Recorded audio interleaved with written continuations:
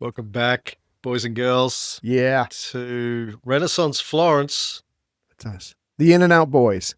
circa Don't ask. circa 1501. Right? Ray was just telling me off air that his whole goal in life is to be mildly amusing. Oh. So let's see if we can live up to that high That's right. benchmark today, Ray. I was gonna say that's a peak. Don't put that kind of pressure on me. That's like me at my best. So we'll see how it goes. Yeah. Yeah. Okay. Right. You understand? You know what I'm Got to saying? work up. Right. You got to work up to mildly amusing. Yeah. Okay. Let's do this. Let's do this. So we're talking about Mickey. Yes. Mickey the Angel. Yeah. In our last episode, we talked about the Pieta, probably the second greatest sculpture ever made, which he knocked out when he was 24. Sure.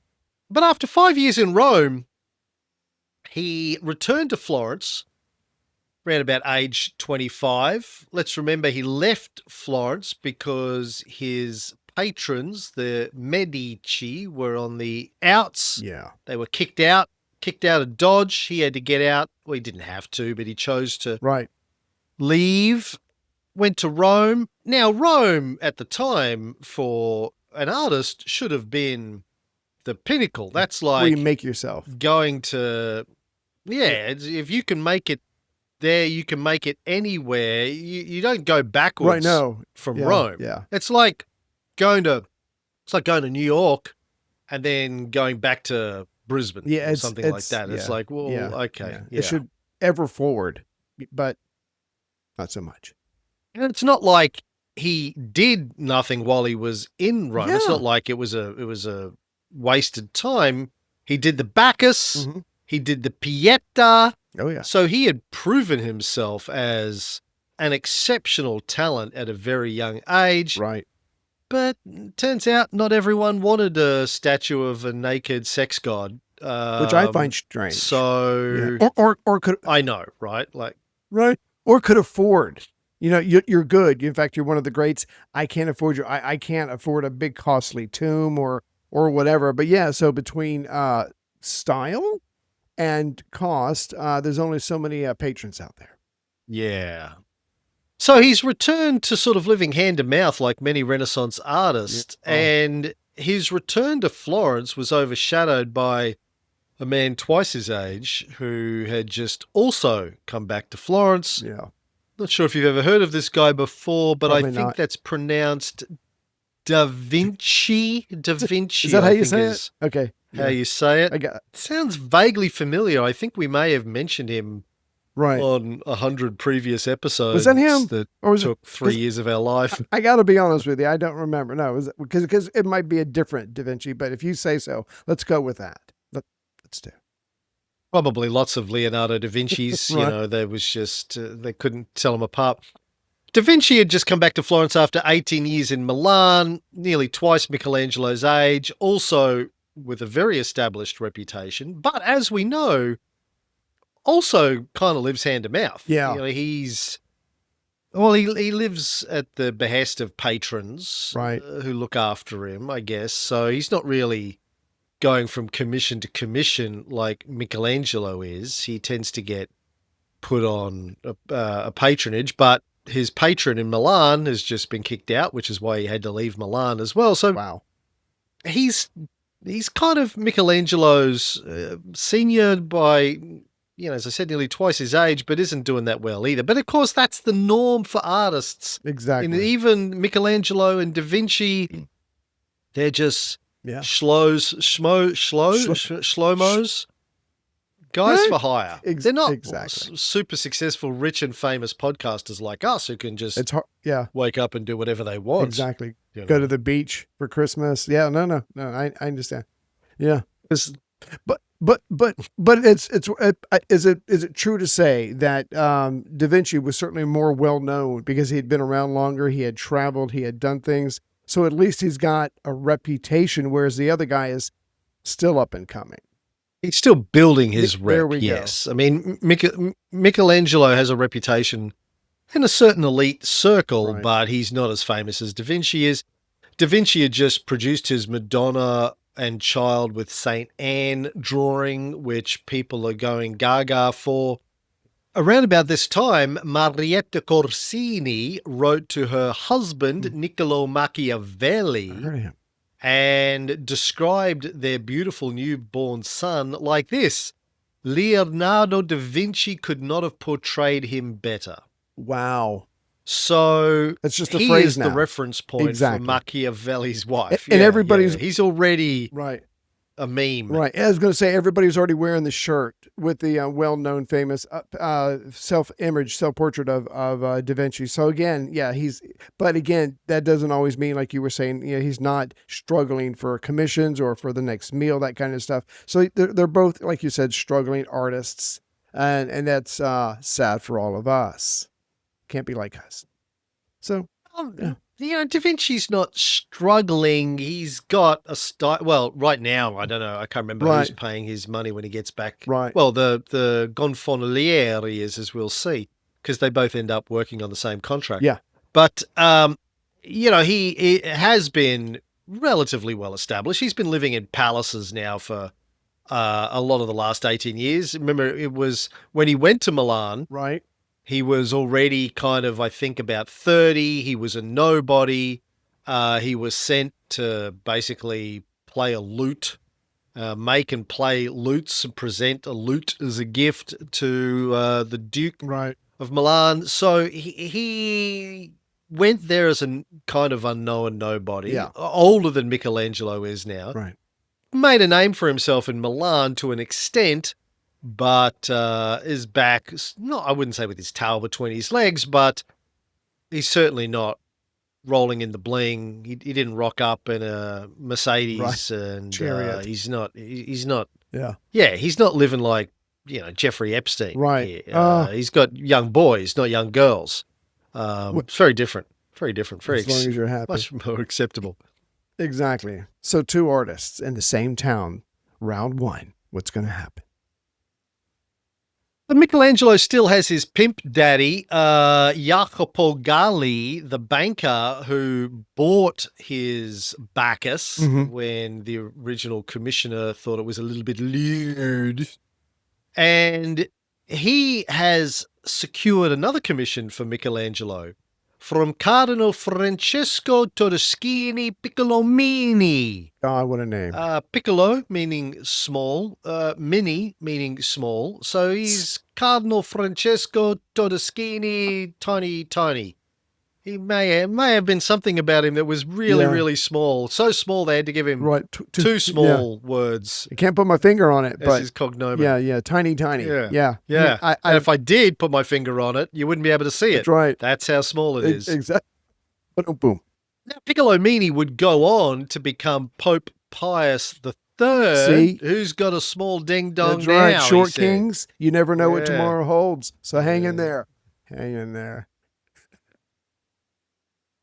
So he gets a commission, Michelangelo is, from Piccolomini to carve 15 small figures for an altar that Piccolomini wants installed in the Siena Cathedral. Have you been to Siena? I have not. I take it you have, but I have not. Yeah, I was just thinking, we didn't go to Siena when we were in Florence. I have been there on earlier trips to Florence. Right. Siena, lovely, beautiful. And it's half an hour out of Florence, I think, and it's up and you can see Florence. You can see the Duomo and everything in the distance from Siena. Wow. I've taken some photos from Siena, but it's beautiful. Well, at least it was. It was 20 odd years ago, I think, the last time I was in Siena, but it was very beautiful, classic sort of Tuscany kind of thing, just kept kind of pristine, very old, timey, lovely. Serene. Yes, lovely big piazza in the middle of it, and a lovely cathedral and statues. I think there's a statue of the wolf suckling Romulus and Remus, I think, on a plinth in the middle of the square from memory. Nice. Okay. But the Cardinal Piccolomini intended to construct a huge altar in the Siena Cathedral to dedicate artworks to his uncle, Pope Pius II to celebrate the political and cultural power of the family, the Piccolomini, in Siena, and also to have a site for his own tomb. Right. He figures when he dies, he will get buried there. Of course, he was actually buried in the Vatican when he died because he was Pope, which he didn't. He couldn't guarantee that was going to happen, but he did eventually get elected as Pope. But he hires Michelangelo to do this work. Now, this was not the kind of work Mickey was looking for. No. Really, Ray. No, but you don't really say Why? no. Well, I mean, because I don't want to say ego. You know, that's a horrible thing to say, but I'm going to say ego. I mean, it's 15 statues. It's not just one or two, and it's going to go into a larger work of art. I mean, you get somebody else that's like Michelangelo. Michelangelo probably said, "Look, I got a cousin who could do this, but I have no job right now. I'm in between things, and the pressure. Oh my God, the pressure my dad is giving me. Because when I first came back, he's like, I see you still are struggling. And, you know, so daddy's putting some pressure on him. So he takes the job, but he's not excited about it. But it's not his milieu, if I may, because it's only a part of something bigger. And he's trying to be a rock star. He's trying to compete with the greats. He's seen what there is to see in Rome, and he's inspired. But you take the job until you get something better, right? And so he's going to take the job. Well, he's going to take the job, but he's not going to take it very far. No, that's true. He's going to have. He was supposed to do 15. Yeah. How many did he? Huh? He did 4. Okay. He did 4, and whether or not he actually did those is possibly debatable. So Tiny is going to be disappointed because Michelangelo not only rated, but he rated. That's that guy's. You know, he deserves to be Pope. He really does after putting up with that disappointment. I'm sorry, you were saying. Yeah, I'm going to and make your life difficult by sharing Please do. these. Love Ray this. Love Ray it. hates having to try and edit things that... each time you do this, screen share I get a little closer to being able to do it. So anyways, here we go. So there's 4 statues. So... Right. He did 4 statues. Now, see, the point here is somebody else had started this work and then died, and then another guy started it and then died, Maybe and then Michelangelo's like the third man here. He should have said, they what? They both died? Piccolomini goes, how old are you? 25? Yeah, well, you're not going to die. You're qualified. You've got a few years left in you. Yeah. So this is the first one that he did. I think this is St. Paul. Mm-hmm. It's okay. Like, you know, it's got some you're not going to go, oh my God, that's amazing. But it's okay. It's solid. No pun intended, because it's marble. Yeah. Like, it's Michelangelo, but there's nothing about it that's particularly memorable or interesting. It's just there. It's just a statue of a guy with a beard, and he's got his hand on his junk like Michael Jackson. Right, sorry. Or Jeffrey Epstein, I don't know. Louis C.K., maybe. Then you've got this one, which is St. Peter. Okay. Also, some cool folds. Cool folds in the clothes. That's cool, but cool. Yeah, it's not interesting drapery. It's not Pietà. He's holding a book. Yeah, good for him. No, after the Pietà, this is like not great. But then we've got this guy. Oh, he's happy. He's very Saint Pius. It's dour. He is looking dour. Looking quite bored. Yeah. He's bored with himself. And boring. And then this guy also. His hat. He's like, I don't even really want to be here today. Is the look on his face. They called me in on my day off. Saint Gregory. Yeah, they called me in on my day off. Yeah. I'm probably going to get fired. I don't want to be here. Yeah. If you're not watching our YouTube, you're missing out on some really boring statues here. So that's enough of that. So look, the point is that they weren't his best work. Right. And scholars sort of debate to what extent he actually made them himself. He may have had assistants at this stage that may have done the bulk of the work based on, I don't know, drawings or designs or instructions from Michelangelo. Yeah. if he did do it himself, he really gave it like a Ray level of effort. Yeah. It is possibly likely that he just palmed a lot of it off to assistants. Look, just knock out these statues for this fucking guy. Yeah, like, seriously, I I really don't want to be here. Right. Mate, I think the look on the faces of those last two guys was modeled on him. Yes. Yeah. He's like, I am so bored. Yeah. Just stick. There's whatever. nothing about this job that I find interesting at all. So Da Vinci wasn't the only guy in this era who didn't finish work. Well, they're artists. It was they got to feel inspired, or they got to care. He phoned it in. Leonardo da Vinci had not yet invented the phone, as we all know, and still Michelangelo was able to phone it in. But in Leonardo's defense, he wasn't really just an artist. He was an engineer, he was a scientist, he was a thinker, or he was exploring. Yes, he had a lot of things going on up here. Art was just a side hustle for him. That's just paying the bills. Art was just and even then, engineering stuff was paying the bills a lot of the time. That's true. Art was just a thing he did for shits and giggles. Right. Michelangelo's a professional, full-time artist. This is his only thing.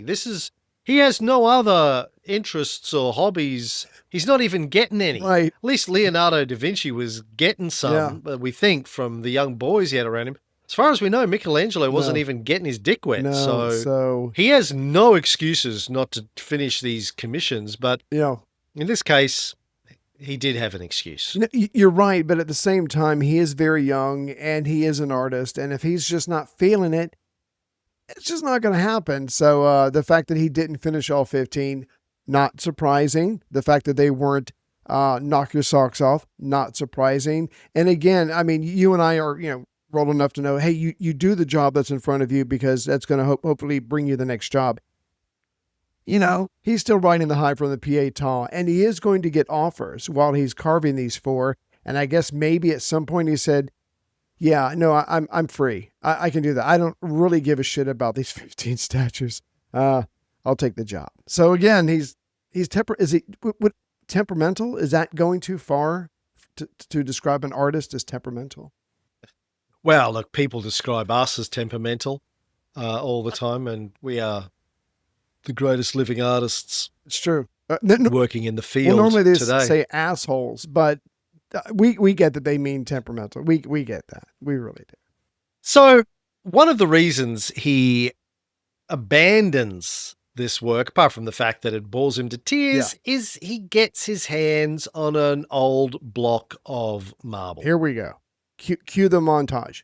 Which sounds exotic, but as it turns out, you don't want the old block of marble. The older a block of marble gets, it's not like a fine wine or even, a fine heifer or, a relative, a cousin. The older they get, I was going to say the better it isn't. Yeah, I was going to say a well-preserved vajayjay, but no, you're absolutely right. You want to, as soon as you can get it carved, removed from the mountains, that's the time you want to start sculpting. This thing's been around for a while, like my penis. Go ahead. Like Jeffrey Epstein or Leonardo DiCaprio, you want marble when it's young, fresh and supple. Fresh marble. Let's leave it at that. Yeah. 100 years earlier. Right. The Operae del Duomo, the overseers of the Office of Works in Florence, 12-member committee, mostly made up from the Wool Guild, the Arte della Lana, planned to commission 12 large Old Testament prophet sculptures for the cathedral's buttresses. Okay, holding something up. Gotcha. High up in the sky, 12 Old Testament prophets staring down at the Florentine people. Judging them. Yes. All right. It's a plan. Judging them. Yeah.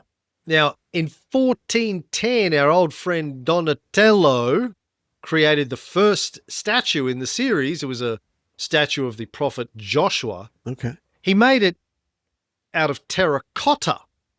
Okay. So it was light and you could hoist it up. But then they painted it white to make it look like it was marble, but it was only terracotta. But it had to be repainted on a regular basis. See, and that was a pain in the ass. No one wanted that gig. They white faced it. Yeah, nobody wants that. Nobody wants that. I need you to go there, paint it again. And so, yeah, sorry, go ahead.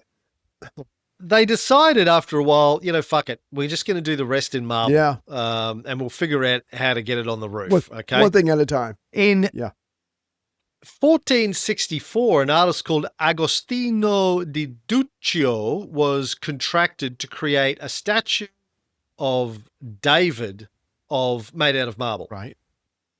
So a year later, in 1465, Agostino acquired a massive block of marble. It was about 5 meters long, 2 meters wide, 1.1 meters deep, and weighed over 20 tons. Damn. From the quarries in Carrara. Right. But in 1466, he abandoned the project. He had sort of roughly started to shape out the legs, the feet, the torso, some drapery. Right. And then stopped suddenly. Why did he stop, Ray? Oh, I'm going to go with God told him to. I don't know if that's right, but I find if you say that, then it's hard for people to argue against you. I don't know why. Please tell me. Did something bad happen? Well, God may have told him to when God killed Donatello. Right. The theory is that Donatello was still the principal artist responsible for this, and Agostino was basically following his plan, but Donatello died. Yeah, that'll do it. And the powers that be said to Agostino, listen, we like you, but not that much. Yeah, we don't think. Yeah, no. Not that, not without Donatello. It was a package deal. And half the package is dead, so. 10 years later, another artist, Antonio Rossellino. Okay, here we go. Was given the contract. He roughed out the marble a little bit more and spoiled the block. And then he was like, I can't do this. I tried. And I knew, when I signed the contract, I thought I could do it. Yeah. I can't do it. Sorry. Turns out you have to find someone else. I can't. And I won't. That was in 1477. Oh my God. And then for the next 24 years, just the block, right? Which was known as Il Gigante, the giant, raised penis. No, go ahead. Just sat outside the cathedral workshop yard, exposed to the elements, becoming weathered, becoming hardened, like your face exposed to the sun for 24 years, just hard as a rock. Yeah. And nobody was willing to do anything with it. In 1500, an inventory described it as a certain figure of marble called David, badly blocked out and supine. Lying down. It just became a part of the backdrop. After a couple years go by, you just walk around it and you don't even think about it anymore. It's part of the background. Jeez. It was ruined. Yes. General consensus was big block of marble, wasn't probably a great block to begin with. Right. Couple of guys had messed around with it 24, 25 years earlier, messed it up, and it was unworkable. And now it had aged as well. Exactly. And this is the part of the movie where you find out later, this marble had heart. It wasn't giving up. It's not giving up. It's how you finish a race, not how you start a race. That's what the marble taught me. Anyways, so I can't wait to see what happens to this. It's going to be awesome. I'm done now. In 1501, the Operae determined that they had to get this job finished. Come on, yeah. It's been nearly 100 years. They've been fucking around with this. Okay, but it's okay because they're Italians.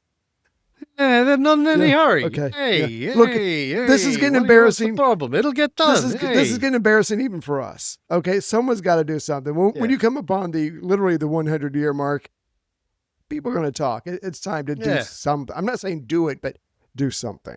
So they tried to find an artist who could do something with this block of marble. They approached a bunch of people, including Leonardo da Vinci. Right. And a couple of people said, yeah, I'll have a crack at it. But the guy who really wanted the job, because he wanted to get off the other job, was Michelangelo Buonarroti. Oh. Age 26 at this stage, and he convinced them that he was the only man for the job. Right. So he got out of one commission by taking another commission that is more important to the town, or because you got to be able to get out of that. You can't just walk away. They frown on things like that. So he replaces it with hopefully a better commission. Is that what we're led to believe? I think I don't think he walked away from the other one. Right. I think he said, look, on the week. I'll come back to you. Every other weekend, like my kids. Yeah, I'll come back to you. Yeah, no. Yeah. I'm going to finish it, not right now. Yeah, exactly. You know, when your wife asks you, when are you going to finish building that thing in the garage? You're like, just not right now. I'm going to do it. Yeah. I'm going to do it. I just need to finish this other Xbox game. Exactly. He was given a contract in August of 1501 with a 2-year deadline and a monthly salary of 6 gold florins. Not bad. Now, about a year later, when he was halfway through, they raised the total to 400 gold florins when they saw what he had done with it. They were impressed. Monthly salary of 6, that's 70 a year, 140 over 2 years. It got raised to 400 florins when he was halfway through. Yeah. That's it. Now, yeah. To put some context on that, a skilled craftsman would have been paid 20 to 30 ducats or gold florins, or about the same thing, a year. Okay. A successful painter or sculptor might have got paid 50 to 100 ducats a year. Mm-hmm. A senior Florentine official, maybe 150 to 200 ducats a year. Damn. A modest house in Florence would have cost between 1 and 300 ducats. So he's basically getting paid the same as a senior Florentine official to do this thing. This is like, top level money he's getting to do this sculpture. This puts him in the top echelon of not just Florentine artists, but artists anywhere in Italy, which means anywhere in the world right now. He is the tippy top of the toppermost or whatever. Creme de la creme, whatever it's called. Yeah. He's the highest paid artist. Yeah. What do you think about me now, Dad? By the way, sorry, go ahead. Yeah, go ahead. A gold florin or a Venetian ducat, both were worth about 3.5 grams of gold. Gotcha. So that's what you're looking at here. Not bad. So he began carving on September 13th, 1501, working from the cathedral workshop behind the Duomo. Mm-hmm. He spent actually about 2 to 3 years working on the block. Supposed to be 2, but it took him a little bit longer than he planned. Yeah, I imagine they're okay with it if they raise his salary that much. Then they're probably you're good. You keep going. You keep going. You're fine. Now, I had read somewhere, or maybe I saw it in a video, that he had made like most artists do, you make a smaller model of so you can kind of get a sense of what you want to do, and also something to guide you. I had read that he had made some kind of a smaller model, filled it up with water, and then lowered the water a little bit each time, and then what he could see, that's what he carved into the stone. Did you read anything like that? Because I'd never heard of that before, so I wasn't sure if I should believe it or not. But maybe that helps explain why he carved, whatever, from the top down. But did you run across anything like that? No, I did not. Okay. I did not see that in my books. Some YouTube video. Anyway. Did you? Yeah, the YouTube video. You don't have to say. Well, if it's on YouTube, it must be right. You don't have to say it like that. But you're right. There's a 50% chance it's inaccurate. So this block of marble was already pre-sculpted, weathered, messed up. So he had to start by removing some of the errors that the 2 previous sculptors had made. He had to work with a piece of sort of old, crumbly marble that was a bit stiff with age. Yeah. He had to build scaffolding up at least 3 levels to work on it. But he ended up building the statue of David that measures 517 centimeters tall, 17 feet tall. Damn. With the weight shifted to the right leg and the torso bending opposite to the way that he's looking. Yeah. Everyone has seen it, at least a picture of it. Mm-hmm. I don't know how many people have seen it in the flesh, so to speak. I've seen it several times, and it is astounding. Like yeah. The Pieta is great, but there is something about David that is truly astonishing, even 500 years later when you go to see it. Do you remember seeing it for the first time and how you felt? Oh yeah, well, yes, I do. But apart from turned on, I tried to show everybody how turned on I was there, but the security came. No, I did my honeymoon in Rome, and they said that's when they started calling you Piccolomini. Sorry, go Mr. on. Yeah. Mr. Piccolomini. Yeah. And they said it with sympathy in their voice.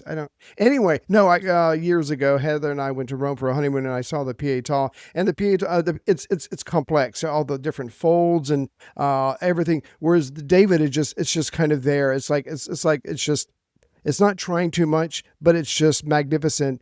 Almost in its simplicity, but the proportions, the body, there's nothing hidden. There's nothing complicated about it, but his body is perfect. It is literally the epitome of youth and vigor. And that's just looking at it, much less what the story represents. But yeah, no, just a fucking master. Look at the neck, look at the throat, even just,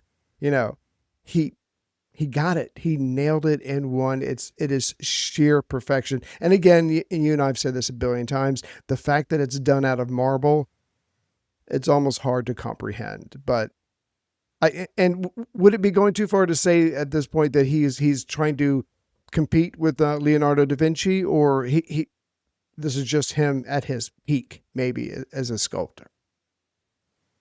Well, I think as an artist, you're competing with all other artists that have come before you. I think he's actually competing against the great sculptors of ancient Greece and ancient Rome. I think you're right. Yeah, good point. I mean, Da Vinci hadn't done any major sculpture ever. Like, there are no sculptures that Da Vinci finished. We know he tried to do the horse in Milan, but that got melted down instead. Yeah. So he's got this, like, I've got it up on screen for people who aren't on our YouTube. You should pull this out and have a look at it as we describe it. But if you start at the head, I mean, so you've got these amazing body of hair, these curls of hair, but I guess what draws your attention is the look in his eyes. Now, we know that David, the statue of David, had been done many, many times before. Paintings of David, statues of David. Donatello had done a very famous one that we talked about, the Twink David. Verrocchio had also done a bronze statue. Every depiction of David prior to this, though, as far as I'm aware, had Goliath in the sculpture or in the painting. Or a weapon. He's either standing on his head or he's standing on his body. You know, it's in reference to his defeat of Goliath. After the battle. Yes. But after the battle, yes. Michelangelo went in a different direction here. He has captured David before the battle and possibly at the point where he's determined to give battle. Right. He's got this look about him, like he's slightly frowning. He's sizing him up. He's decided, I'm going to take this guy down. I'm going to take this motherfucker down. There's three of He may be big. Yeah. But, the bigger they are, the harder they hopefully fall. But I mean, this is the little taking on the giant. This is the person who loves freedom taking on the oppressor, or whatever metaphor you want to give it. But this is cool and calm determination The moment right before battle is joined, because literally he looks like he could move at any second, and you wouldn't be surprised. It's that good. Yeah, he's coiled. Yes. Yeah, I think it's the look on his eye is one where he's thumbing it up, like he's got very focused intent. What in Kung Fu we call forward intent. Always have forward intent. He's thinking about striking. He's thinking about what he's about to do. Right. And again, this is highly original in conception for Michelangelo to try and capture the intention. You know, Da Vinci was focusing a lot on capturing inner thoughts in his paintings, as we've discussed.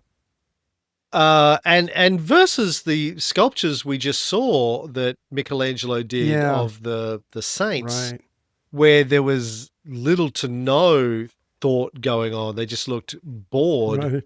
Here you have the pinnacle, probably in all of human sculpture up to this point anyway, of him capturing intent. Yes, it's very intense. The one sculpture that this often gets compared to when I was reading about it is the discobulus, or the disco bolus, as I like to pronounce it. The disc from Myron, the famous disco bolus. Right. This is the disc thrower, the ancient Greek sculpture from the classical period, about 460, 450 BCE. Oh, he's like bent has over. The Greek athlete.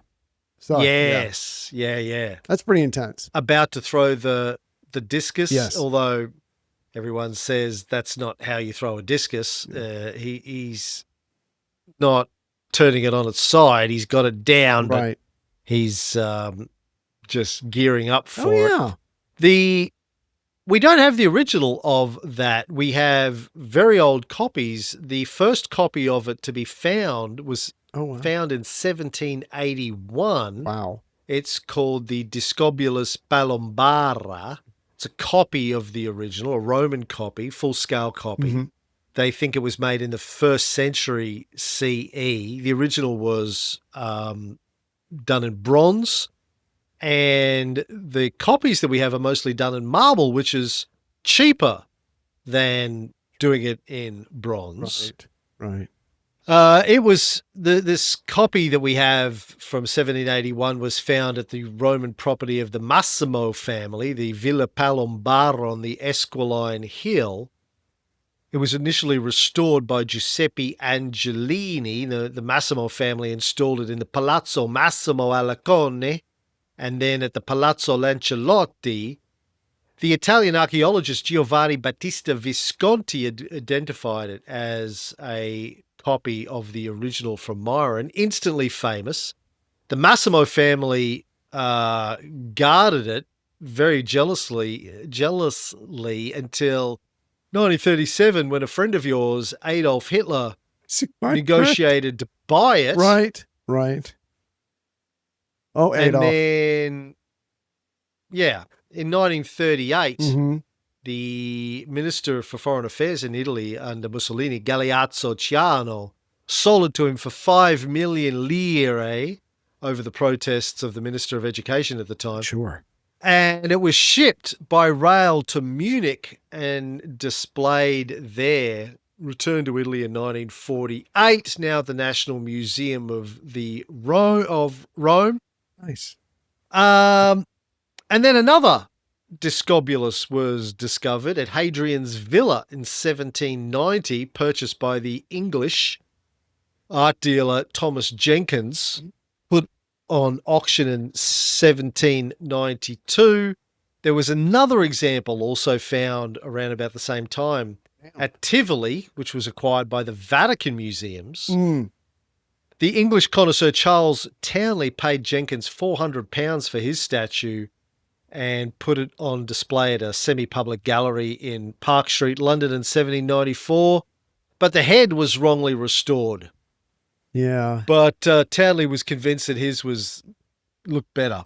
He was bought for the British Museum with the rest of his marbles in July 1805. But so that's the one that this is compared most to. Yeah, I can see that. But of course, at the time when Michelangelo was sculpting this, that was still 280 years away from being discovered. So it's not like he could have used that as a reference. Right. Yeah, no, and this is the other thing, and I know this is going to sound rather obvious, but the thing that struck me the most for moments like this, and also when we were doing Leonardo, is you can paint something amazingly, you can sculpt something amazing, but they come up with this idea where Michelangelo is like, no, before the battle, before the war, I want to show a different moment in time. And so the execution is flawless as well, but don't get me wrong, but just being able to come up with a different, not interpretation, but just a different point of view or whatever you want to call it. But the fact that he was able to do something different and then create a masterpiece, I think lends itself to why this is so incredible. But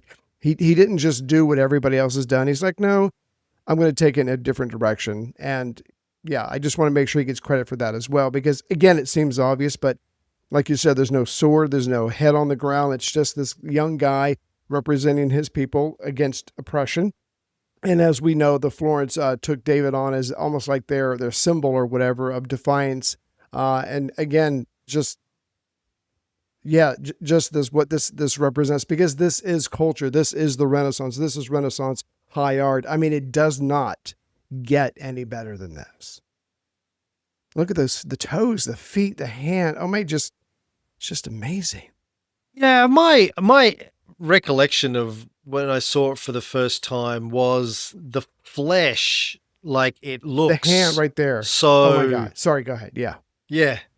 Yeah, that's a real hand. That's a real fucking hand. And it's a muscular, young, youthful, vigorous hand.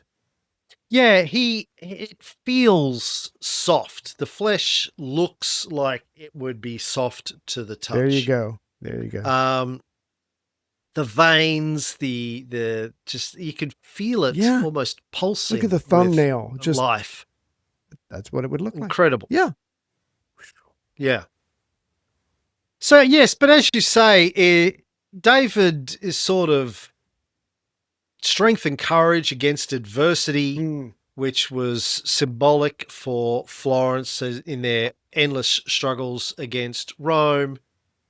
Let's recall that previous pope had tried to have Lorenzo de' Medici and Giuliano de' Medici assassinated in the Duomo on Easter. Yeah. And succeeded in assassinating Giuliano. Didn't manage to kill off Lorenzo, but they've been fighting the church. They're fighting the church, fighting the papacy for a very long time. So Michelangelo is capturing that spirit of angry defiance in this statue, but also it's also personal for him as well.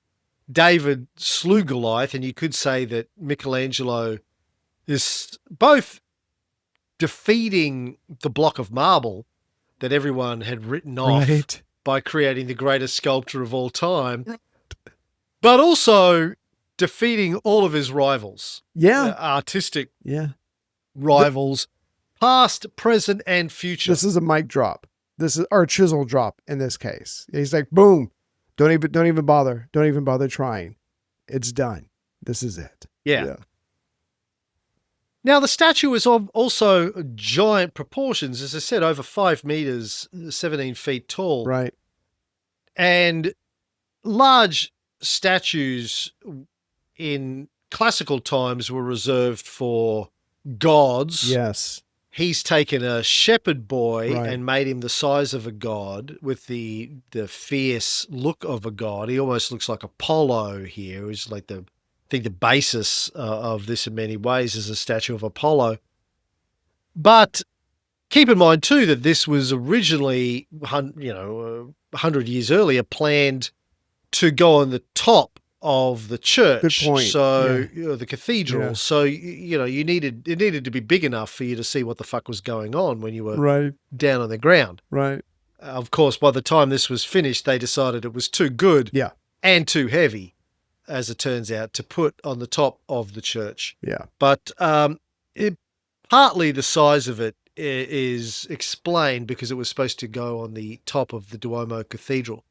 But just let's look again for people looking at the video, just at his torso. Yeah. Just like the epitome of health. His abs aren't as good as mine, to be They're close. honest. They're close. But close, yeah. They're not cam abs. They're not cam abs. Go ahead. It's not a cam penis either, That's but much bigger. We've talked before about how small penises were considered to be aesthetically attractive. Right. You would have. I would have been very popular. I would have been in hugely Florence popular. in 1500. Everybody else, go short king, go. So that's Piccolomini. The veins in here, like, I mean, it kind of looks like even the navel. Yeah, the navel. After I've done my nightly push-ups. Oh, there you go. Yeah, there you go. The veins in the arm, the muscles, the perfect proportions. That's what gets me. The shoulders, the arms, the bicep, the tricep, the forearm, the chest. Everything is in perfect proportion. This is youth at its peak. Yeah. I'm so hard. As was Michelangelo at the time he did it. Yeah. Now, that's true. That's true. In January 1504, they started to have doubts about whether or not they should be putting this at the top of the cathedral. Good call. As I said before, it couldn't be properly seen. B, it was probably a logistical nightmare to get it up there. This thing was so heavy. Yeah. So they commissioned a 35 artisan city official panel to decide on the proper location for it. And it was finally unveiled September 8th, 1504, and placed in the Piazza della Signoria, Florence's main square, where symbolically guarded the city because it looked in what direction, Ray? Oh, was it towards Pisa? I don't know. I don't know. No, towards Rome. Rome, that makes sense. It looked towards Rome. Rome was the Goliath of Florence. Oh, yeah. So it's looking towards Rome. It's like, yeah, fuck you. Don't look at me. Yeah. Don't come this way. You'll end up. Can I just say real quick? So I understand the why and the how that Florence uses this as their symbol. It's very symbolic for them. Whereas what I go with is, and everybody knows this, so you don't even have to look it up, but the well-known painting of Henry VIII, quite girthy, rotund, with a giant piece of meat in his hand. That's what I use. That's my spirit animal. And that's what I aspire to. So good for you, Florence. I just decided to go in a different direction. But no, that is, there's no reason to sculpt after this thing comes out. That is absolutely amazing. It was so heavy, it took 4 days to move it half a mile from the workshop to the piazza to get it ready. Woo. Yeah. You don't want to be the one, I fucked up. Yeah. It fell over. That's mine. That's on me. Yeah. You want to be careful with that. I did read, I don't want to jump ahead and I apologize, but I did read that in 1527, someone threw a chair and broke parts of his left arm. Did you, or damaged 3 spots in his arm? I wasn't sure because I'd never heard of that before. Again, this is on the internet, so it doesn't have to be true, but I did read that somewhere. It's true if you believe it, Ray. That's so true. I don't know about that, but I know that in 1504, they decided to gild his sling that he's carrying over his shoulder, the tree stump that he's leaning up against, and they gave him a gilded garland around his loin. Apparently, the penis is too much. Was too much. Yeah, it's just too for the people. It was too small and aesthetically attractive. Yeah. For the people of Florence to contain themselves. It got covered up. They covered up the dick. Can I just say that's very short-sighted of them, because if all the women grow up in Florence and they look at this penis and they go, it's not that big, and then they eventually get married and their husband's bigger, they're going to go, whoa, I got my own God here in the bed. So I think they blew a wonderful opportunity. If it's a small penis, you let everybody see it so you can impress. They blew it. Poor choice of words. I apologize. You know what I'm saying. You know what I'm saying. It's all about everything in life is relative. Yeah. Let's move on off this guy's dick. Yeah. In 1873, it was moved indoors to protect it from weather and vandalism. In 1910, a replica was placed in the Piazza della Signoria. Yep. It's now in the Accademia Gallery in Florence, the original. But if you go to Florence, you'll see the replica still in the Piazza della Signoria. Those are 2 years ago. I don't know how many tourists get their photo taken with it, not realizing that it's not the real thing. Right. Hey. The real thing is in the Accademia Gallery in Florence. Yeah. In 1991, a man attacked the statue with a hammer. Son of a bitch. Apparently because God. as small as the penis was, it was still bigger than much too big for him, and he was insulted by it. He damaged toes on the left foot before being restrained. Son of a bitch. People like that should be horsewhipped. But I'll leave it up to God. So when this comes out, Michelangelo finally gets the recognition that both he and his father think he deserves. He gets honor at home. Yes. Which is what his father really wanted. Vasari wrote, "Without any doubt, this figure has put in the shade every other statue, ancient or modern, Greek or Roman." Yes. Because as we know, the honor comes first and then comes the cash. Don't forget the cash, but that's for later. And he got paid his 400 ducats from Gonfaloniere Piero Soderini for the statue. And the glory resulting from the work was so much that Soderini also commissioned a bronze version of the David from Michelangelo. Right. Which he did, in fact, complete, and it was sent to France. Sadly, though, it disappeared. So in someone's private collection at this point, who knows that? We don't know what happened to it. A sketch of it, or a partial sketch of it, survives in the Louvre. Right. But I couldn't find out what happened to it. Son of a bitch. It just... Yeah, maybe got melted down to make cannons or something like that. We don't know. Right. Sad. So that is that. That is the David, the story of the David. And honestly, if you haven't been to Florence to see it, do it before you die. Yeah. It is worth every penny it takes to get there. It's I mean, there are lots of highlights in Florence, but it is definitely one of the highlights, just one of the most amazing things you'll ever see in the flesh. Yeah. And, I can't say this enough. You need to see it in the flesh, so to speak. Right. I mean, looking at a book is great.